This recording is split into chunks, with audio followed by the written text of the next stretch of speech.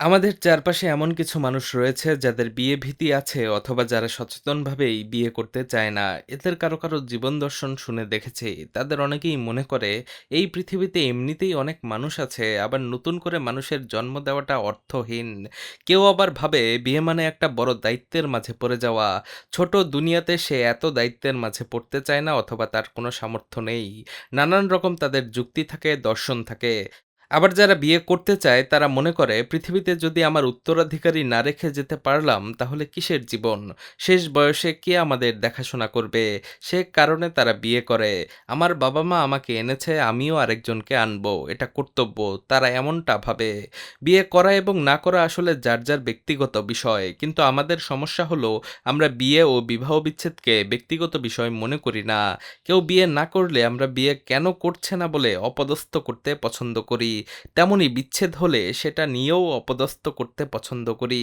বিল গেটসের বিচ্ছেদের সময় বাইরের পত্রিকার কমেন্ট বক্সে দেখেছিলাম মানুষজন দুঃখ প্রকাশ করছে, আর আমাদের দেশে পত্রিকার কমেন্ট বক্সে দেখলাম অধিকাংশই নোংরা কথাবার্তা।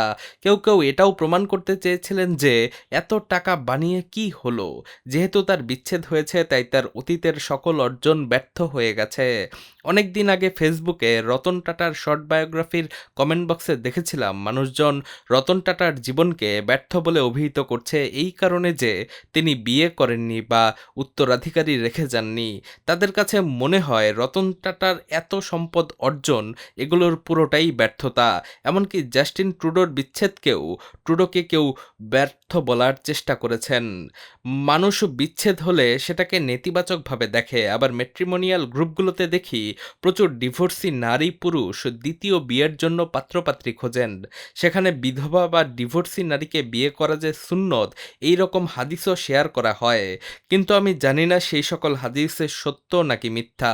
তবে ম্যাট্রিমোনিয়াল গ্রুপ বা আশেপাশের দিকে তাকালে বুঝি যে শুধু সেলিব্রিটি নয়, সাধারণ মানুষের মধ্যেও প্রচুর বিচ্ছেদের ঘটনা হচ্ছে।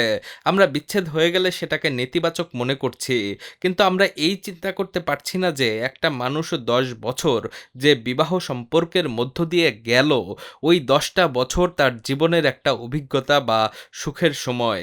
ছোট্ট এই জীবনে ওই 10টা বছর তার অর্জনের একটা মাইল ফলক। আমরা স্বামী স্ত্রীর বিচ্ছেদ হলে সেটা নিয়ে হইচই করি, অথচ বিচ্ছেদ কি শুধুই স্বামী স্ত্রীর হয়?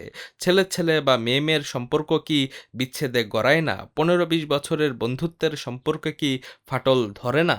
ভাই বোনের মাঝে দ্বন্দ্বের কাহিনী লাখো লাখো আছে, দ্বন্দ্বে পড়ে হত্যার কাহিনীও আছে, কিন্তু স্বামী স্ত্রীর বিচ্ছেদ হলেই সেটা রসালো গল্পে পরিণত হয়। বিচ্ছেদ হলেই কেউ কেউ বলার চেষ্টা করেন যে বিয়ের জীবন অনেক যন্ত্রণার। ব্যাচেলর মানুষের কি যন্ত্রণা থাকতে পারে না? পৃথিবীতে প্রতিটা মানুষেরই সুখ দুঃখ আছে।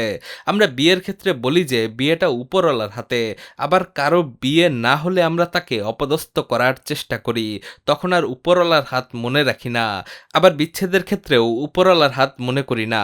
কোনো শিল্পপতির ছেলে যদি বাবার টাকাতে প্রতিষ্ঠিত হয় তাহলে আমরা তাকে তাচ্ছিল্য করে বলি যে নিজের কোনো অর্জন নেই, সব বাবার অর্জন। আবার আমরা চাই যে মানুষ সম্পদ গড়ে তার উত্তরাধিকারী রেখে যাক। আমরা চাই যে বিয়ে করে সন্তান জন্ম দিয়ে বৃদ্ধ বয়সে সেই সন্তানের আশ্রয়ে আমরা থাকি, অথচ বাবা মাকে ছেড়ে আমরা বিদেশে নিজের মতো সেটেলড হচ্ছি বা দেশে নিজের মতো একক সংসার গড়ে তুলছি। শুধু ফেসবুকে আসলেই আমাদের যত মানবিকতা আর আবেগের গল্প শোনা যায়।